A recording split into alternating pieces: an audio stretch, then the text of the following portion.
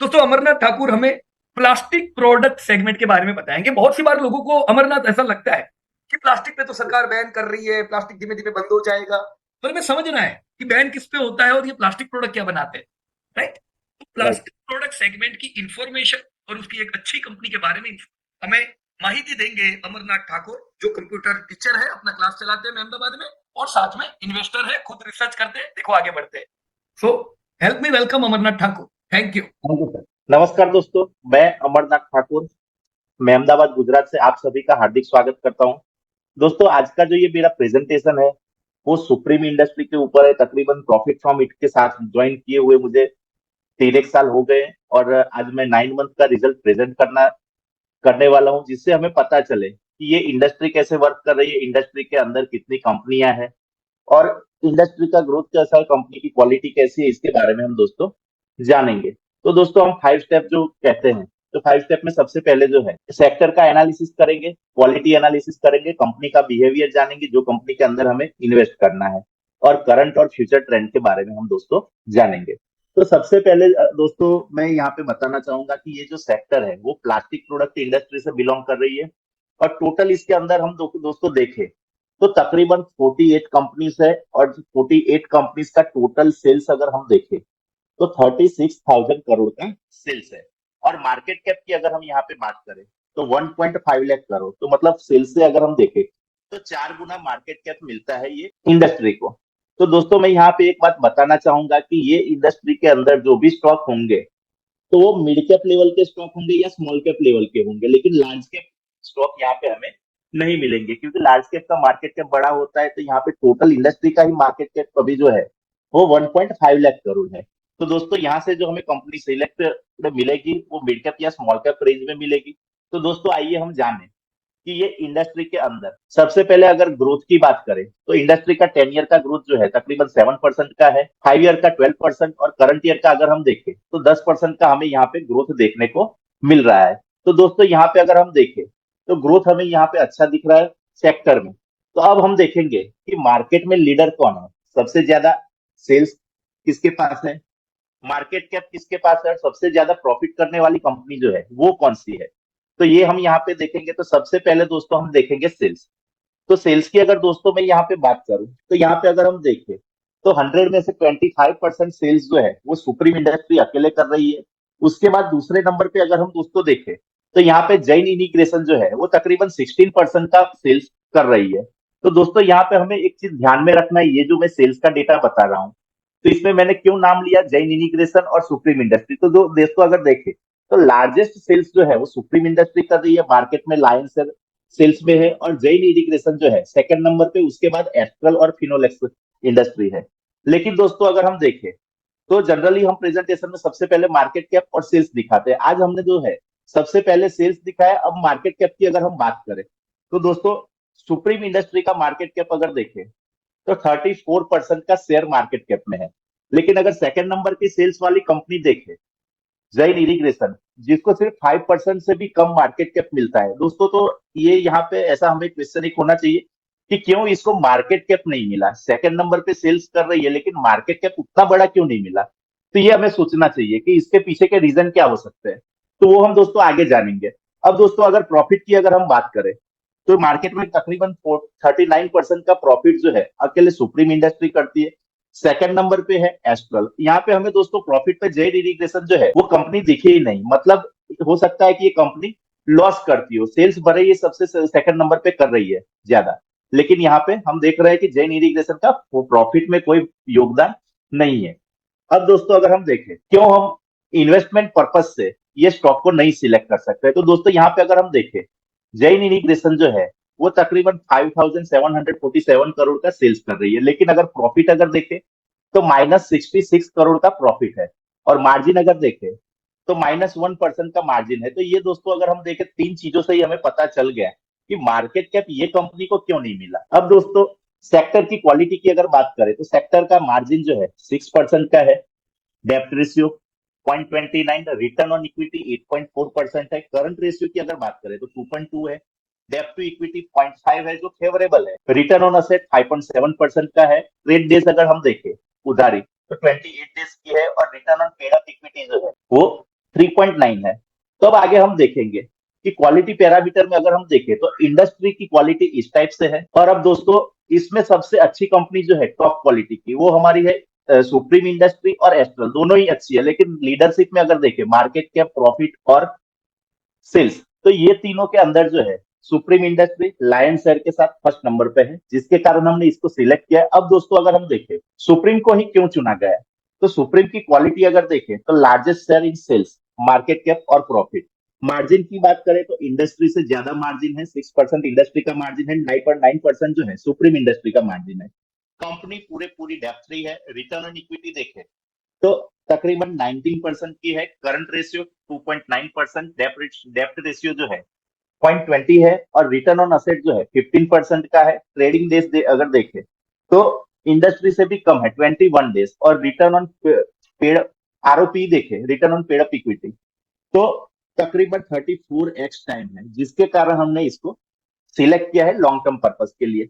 तो दोस्तों अब हम देखेंगे स्टॉक का बिहेवियर। क्वालिटी एनालिसिस हमने देख लिया कि क्वालिटी पर्पस से क्यों हमने इसको सिलेक्ट किया। और दोस्तों यहाँ पे मैं एक बात बताना चाहूंगा कि ये क्वालिटी मेंटेन जो है कोई भी कंपनी 1 या 2 साल में नहीं कर सकती, इसके लिए बरसों लग जाते हैं लार्जेस्ट शेयर बनाने में। तो ये चीज को हम ध्यान में रखेंगे। सेगमेंट अगर देखें तो वाइड प्लास्टिक प्रोडक्ट की रेंज की ये कंपनी प्रोडक्ट बनाती है और डाइवर्सिफाइड बिजनेस है। उसमें भी सुप्रीम पेट्रो इनकी एक सब्सिडरी भी कंपनी है, तो ये चीज हम ध्यान में रखेंगे। डाइवर्सिफाइड बिजनेस होने के कारण रिस्क दोस्तों यहाँ पे कम हो जाता है। अब अगर सेल्स हिस्ट्री की बात करें दोस्तों तो 23 इयर्स के अंदर अगर हम देखें तो सिर्फ सेल्स डाउन जो है 3 बार हुआ है, बाकी कांस्टेंट सेल्स ग्रो कर रहा है। और अगर हम देखें तो 14% से लॉन्ग टर्म में कंपनी ने ग्रो किया है और बिजनेस जो है 19x टाइम बढ़ाया है अपना। तो ये एक अच्छी बात है कि सेल्स जो है कंटिन्यू ग्रो कर रहा है।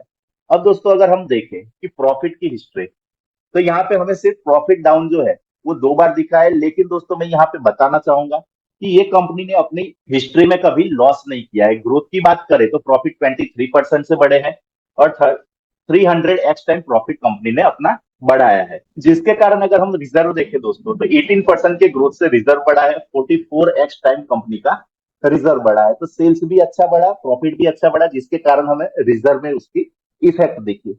अब दोस्तों क्यों हम लॉन्ग टर्म इन्वेस्टमेंट में बने रहे, ये चीज जानना बहुत ही जरूरी होता है। तो दोस्तों सेल्स ग्रोथ और प्रॉफिट ग्रोथ की बदौलत अगर हम देखें यहाँ पे तो कंपनी ने तकरीबन 23 इयर्स के अंदर 1100x टाइम पैसा बना के दिया है। और लास्ट 13 ईयर का ही अगर हम देखें तो किसी ने 1 लाख रुपीज अगर यहाँ पे इन्वेस्ट किया होता तो उसकी करंट वैल्यू जो है 13 इयर्स में 54 लाख रुपीज हो गई। मतलब 1 लाख का इन्वेस्टमेंट मेरा 54x टाइम हो गया। तो ये होती है पावर जो सेल्स ग्रोथ और प्रॉफिट ग्रोथ और हाई क्वालिटी कंपनी की। दोस्तों अब 9 मंथ का रिजल्ट आ गया, रिजल्ट कैसा रहा उसको अगर हम देखें तो रेवेन्यू ग्रोथ 8% का रहा, एक्सपेंस ग्रोथ 4% से। तो रेवेन्यू से कम परसेंटेज से एक्सपेंस का ग्रोथ रहा। प्रॉफिट ग्रोथ जो है 41%, मार्जिन 10% के रहे और वॉल्यूम ग्रोथ जो है 24% का रहा। रेवेन्यू ग्रोथ अगर क्वार्टरली 9 मंथ का देखें दोस्तों सेगमेंट वाइज, तो अगर हम देखें तो सबसे बड़ा बिजनेस इनको जो मिल रहा है वो प्लास्टिक पाइपिंग से मिल रहा है, जो मार्केट शेयर का तकरीबन 67% का है। और ग्रोथ अगर देखें 9 मंथ में तो 12% का ग्रोथ रहा है। इंडस्ट्रियल प्रोडक्ट और कंज्यूमर प्रोडक्ट जो है वो डाउन में है। लेकिन मार्केट शेयर में अगर हम देखें तो 67% मार्केट शेयर जो है इनका प्लास्टिक पाइपिंग से आ रहा है। अब अगर दोस्तों एक्सपेंस का ग्रोथ देखें तो तकरीबन 4% का जो है एक्सपेंस का ग्रोथ रहा है। करंट ट्रेंड की दोस्तों बात करें तो लास्ट 4 क्वार्टर के ट्रेंड कैसे रहे, तो सेल्स हम दोस्तों यहाँ पे देखें तो फाइनेंशियल ईयर 2023 में 18% था और उसके बाद घट के 7%, H1 में 9%, 9 मंथ में 8% रहा। तो यहाँ पे मैं बताना चाहूंगा दोस्तों वॉल्यूम तो अच्छे मिले, लेकिन प्राइस ना बढ़ाने के कारण जो लास्ट ईयर जो है इन्फ्लेशन बढ़ा था वो इस साल घट गया, जिसके कारण जो है कंपनी अपने प्रोडक्ट के प्राइस को बढ़ा नहीं पाई। और यहाँ पे हमें सेल्स ट्रेंड थोड़ा कम देखने को मिला। तो उम्मीद रखेंगे 8% का ग्रोथ हमें सेल्स में दिखे। अब दोस्तों अगर प्रॉफिट का ट्रेंड देखें तो फाइनेंशियल ईयर 23 के अंदर जो इन्फ्लेशन की वजह से -11% था वो सुधर के अभी अगर हम देखें 9 मंथ में 41% और उम्मीद 15% की आगे ग्रोथ की हम प्रॉफिट में देखेंगे। मार्जिन में भी अच्छा इंप्रूवमेंट हुआ है और 10% का मार्जिन रहा है। दोस्तों यहाँ पे एस्टिमेटेड रेवेन्यू का ग्रोथ अगर हम देखें फाइनेंशियल ईयर 2024 में तकरीबन 10,000 करोड़ का कंपनी सेल्स करेगी। 2030 के अंदर देखें तो 20,000 करोड़ का कंपनी सेल्स करेगी, और 2035 में अगर हम देखें तो ये कंपनी 38,000 करोड़ का सेल्स करेगी, ऐसी हम उम्मीद रखते हैं। अब दोस्तों अगर प्रॉफिट की अगर हम बात करें तो तकरीबन 1,000 करोड़ का 2024 के अंदर हम प्रॉफिट देखेंगे, तकरीबन 1,700 करोड़ का प्रॉफिट 2030 तक देखेंगे, और फाइनेंशियल ईयर 2035 तक 3,100 करोड़ का प्रॉफिट की हम यहाँ से उम्मीद रख सकते हैं। अब दोस्तों अगर हम देखें फेयर वैल्यू की अगर बात करें तो 2,100 रुपीज का फेयर वैल्यू 24 में हम देख सकते हैं, 2030 के अंदर 3,600 का, और 35 के अंदर 6,700 का फेयर वैल्यू हम देख सकते हैं। दोस्तों अगर शेयर होल्डिंग पैटर्न की बात करें कि हमारे दूसरे पीयर इन्वेस्टर कौन से है, तो सबसे बड़ा स्टेक यहाँ पे हमें देखने को मिलता है प्रमोटर, जो तकरीबन 49% है। उसके बाद अगर हम देखें कि दूसरे मेरे पीयर ग्रुप में कौन है, तो अगर मैं देखूं FIR म्यूचुअल फंड जो है तकरीबन 36% का स्टेक लेके बैठे हैं, और पब्लिक रिटेल जो है उनके पास सिर्फ 14% का स्टेक यहाँ पे है। तो हमें यहाँ पे FIR DI से सीखना चाहिए कि लंबे समय तक निवेश करें ताकि हमें ड्यूअल बेनिफिट मिले, प्राइस ग्रोथ और डिविडेंड का। अब दोस्तों हम यहाँ पे इन्वेस्टमेंट स्ट्रेटेजी करंट में क्या रखें, तो दोस्तों ये शेयर को अभी मुझे लेना है, तो नियर बाय 2,900 के नजदीक अगर आता है तो एक्यूमुलेट करेंगे।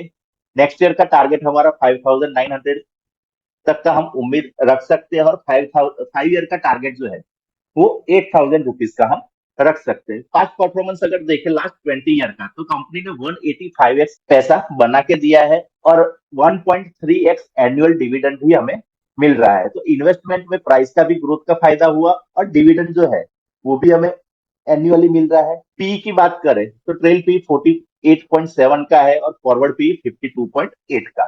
दोस्तों मेरे पोर्टफोलियो में ये स्टॉक का वेटेज में कितना दूं, तो तकरीबन 1.25% का वेटेज हम दे सकते हैं, और एक मल्टी ईयर रैली की हम उम्मीद यहाँ से कर सकते हैं। दोस्तों तो अभी मैं क्या सोचूं, तो मैं बताना चाहता हूं कि अगर हम लर्निंग के पीछे अगर हम इन्वेस्टमेंट करते हैं तो फ्यूचर में हमें एक हाईएस्ट रिटर्न इसकी वजह से मिल सकता है। तो लर्निंग जो है वो बहुत ही जरूरी है। डिस्क्लेमर बताना चाहूंगा दोस्तों कि ये प्रेजेंटेशन जो है सिर्फ एजुकेशन पर्पज से है, कुछ भी इन्वेस्ट करने से पहले आप कंसल्ट कर सकते हैं अपने फाइनेंशियल एडवाइजर से। थैंक यू दोस्तों, जय हिंद। ग्रेट अमरनाथ भाई, बहुत ही अच्छा प्रेजेंटेशन आपने बताया। और जैसा मैं नोट कर रहा था आपके प्रेजेंटेशन के पॉइंट्स कि भाई ये प्लास्टिक इंडस्ट्री को बिलोंग करती है, राइट। सबसे पहले तो देखो हमें ये सोचना है कि भाई जहां मैं पैसा डालू वो ग्रो करेगा कि नहीं। तो ऑलरेडी बढ़िया ग्रोथ है यहाँ पे, राइट। ग्रोथ क्यों है? क्योंकि इंडस्ट्रियलाइजेशन बढ़ता जा रहा है।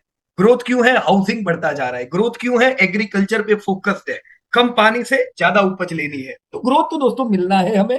यहाँ पे मैं 12-15% का एक कंजर्वेटिव ग्रोथ तो उम्मीद करके चलूंगा। अब अगर ये ग्रोथ करेगी तो अच्छी कंपनी कौन सी है? अमरनाथ भाई ने आपको वो भी बताया कि भी लीडिंग कंपनी है आपकी सुप्रीम, एस्ट्रल, जैन इरिगेशन जैसी। पर जैन इरिगेशन का प्रॉफिटेबिलिटी अच्छा नहीं है तो उसको अवॉइड करना चाहिए, right. So Supreme and Astral both are very good company. जैसे एस्ट्रल का भी किसने मेरे ख्याल से विनय भाई ने चैट बॉक्स में लिखा है, देखो पिछले 15 साल में 2007 में जैसे लेट आईपीओ आया इनका, राइट, 500 गुने से ज्यादा इन्होंने करके दिया है। क्यों करके दिया है? क्योंकि ग्रोथ मिला है, डेट फ्री कंपनी है, राइट। अब आगे क्या प्लास्टिक का यूज कम होने वाला है? नो, 12-15% से ग्रोथ मिलेगा। अपॉर्चुनिटी देखो दोस्तों, 2 साल पहले फॉल बराबर आया था, ये पिछले साल तो ये डबल हो गई। अभी अगर अभी मैं लेने जाऊंगा तो मुझे तो डबल भाव पे लेनी पड़ेगी, बराबर कि नहीं? तो आपको लेनी जरूर होगी। आप अपना एक छोटा सा स्टेक ले सकते हो, पर जैसे जैसे अपॉर्चुनिटी मिले you can increase your stake, right. Supreme is a very good company. मैं बता दूं सुप्रीम पेट्रो जो कंपनी है दोस्तों लिस्टेड, राइट, वो उसकी ये पेरेंट कंपनी है, राइट। तो उसका भी प्रॉफिटेबिलिटी इनमें आएगी। कंपनी के प्लान काफी शानदार है। अभी जस्ट रिसेंटली इन्होंने पार्वती एग्रो को खरीदा। If I am not wrong करीबन इनका 5 लाख मिलियन टन का प्रोडक्शन है ना अमरनाथ? 5 लाख मिलियन टन का ये लोग प्रोडक्शन करते हैं। अभी जो इन्होंने पार्वती एग्रो खरीदी वो भी 36,000 टन प्रोडक्शन इनको और बढ़ा के देगी। पाइपलाइन इन्होंने सेट की हुई है पूरी कि ग्रोथ कैसे करेंगे, अलग अलग इनके सेगमेंट में ये कैसे आगे बढ़ेंगे, right. So no need to worry, a debt free company. जब मैं लेता था उस समय ऑलरेडी ये दौड़ चुकी थी। अभी आपको आईसीआईसी लोम्बार्ड का उदाहरण बताया कि चलो वो तो हमारे सामने ही आईपीओ आया तो खुशी खुशी हमने ले लिया। हमें ये लगता है आईपीओ के समय हम लेते हैं तो हमको लगता है चलो नई नई कंपनी आई है। नहीं थी आईसीआईसीआई, वो भी 15 साल से चल रही थी, आईपीओ भी आया था। सिमिलर वे में सुप्रीम भी अभी लिस्टेड हो चुकी थी, ऑलरेडी बहुत चल चुकी थी। को हमने लेने के बाद भी ये 50 गुनी चली है। अभी आपको अमरनाथ ने बताया ना लास्ट टाइम पूरे एक टिकट का रिटर्न कितना है। अब हमने अनुमान नहीं लगाया था कि भी ऐसा रिटर्न सुप्रीम दे सकती है, राइट। प्रतिया क्यों? सबसे इंपॉर्टेंट है दोस्तों ग्रोथ। आप जब कंपनी को खरीदते हो, क्या उसके बाद 10 साल सेल्स ग्रोथ होगा तो आप जीत गए, क्योंकि सेल्स ग्रोथ होगा, क्वालिटी कंपनी है, प्रॉफिट ग्रोथ होगा, राइट। हम जब ले रहे थे सुप्रीम, लोग इधर उधर दूसरी कंपनियों में जा रहे थे, जैसे जैन इरिगेशन। लोग कहते हैं कि मैं तो ऐसी कंपनी लेता हूं जो लॉस कर रही होती है, कल वो प्रॉफिट करेगी, मुझे पैसा मिलेगा। मैं अभी भी देख रहा हूं वो लोग वेट कर रहे हैं कब जैन प्रॉफिट में आए। ऐसा सब नहीं करने का दोस्तों। क्यों आप क्यों लॉटरी में खेल रहे हो? आपको किसने बोला ये कंपनी प्रॉफिट करेगी? जो बुरी है उसमें मैं निवेश करूं ये सोच के कि वो सुधरेगी। हम कौन है उनको सुधारने वाले? हम कंपनी नहीं चलाते, वी आर जस्ट इन्वेस्टर्स। हमें सिलेक्ट करनी है, हमें नहीं किसी को सुधारना या डंडा मारना अभी तुम क्यों नहीं अच्छे कर रहे हो। You need to invest in good companies. बढ़िया दोस्तों, वेल्थ क्रिएट हो सकती है। इंडिया का जस्ट ये स्टोरी बिगन हुआ है। Alright, so thank you very much to Amarnath. बढ़िया आपने पूरा डेटा बताया। और विनय भाई यहाँ पे इन्होंने अभी चैट बॉक्स में लिखा था एस्ट्रल, तो एस्ट्रल के बारे में क्या कहोगे आप? एस्ट्रल भी सेम सर, अच्छी कंपनी है। बढ़िया कंपनी है, डेट फ्री कंपनी है। हम्म। देखो हमने पैसा नहीं लगाया अमरनाथ एस्ट्रल में। क्यों? क्योंकि सुप्रीम में ऑलरेडी लगा हुआ था। आईपीओ आया पर पैसा लगा हुआ है, कहाँ हर एक कंपनी में डालने जाएंगे। जैसे मैंने बहुत बार बताया कि पॉलीकैब अच्छी कंपनी थी, पर हमने हेवल्स में डाला हुआ था। पॉलीकैब का आईपीओ आया, उसके पीछे थोड़ी पड़ेंगे, राइट। एक अच्छी कंपनी में इन्वेस्ट किया, स्टेक बढ़ाएंगे। तो एस्ट्रल, आप अमरनाथ का जो डेटा है उसको रिवाइज करके देख सकते हो। उन्होंने बहुत अच्छे प्रकार से पूरा डिस्क्रिप्शन दिया है। अ very good company with a very good margin, debt free status. Definitely you can buy astral, पर आज की आज नहीं टूट पड़ना है, राइट। शांति से धीमे धीमे स्टेक बढ़ाओ। देखो आईसीआईसीआई लोम्बार्ड टूटी हुई है, एसआईपी कर सकते हैं, ये लाइफ टाइम हाई पे है। ध्यान से लेने का और धीमे धीमे एक्यूमुलेट करने का। मौके हर कंपनी में, हर इंडस्ट्री में मिलते हैं। मौके के टाइम पे छक्का मारना पड़ेगा, बराबर है। Right sir. So thank you very much Amarnath.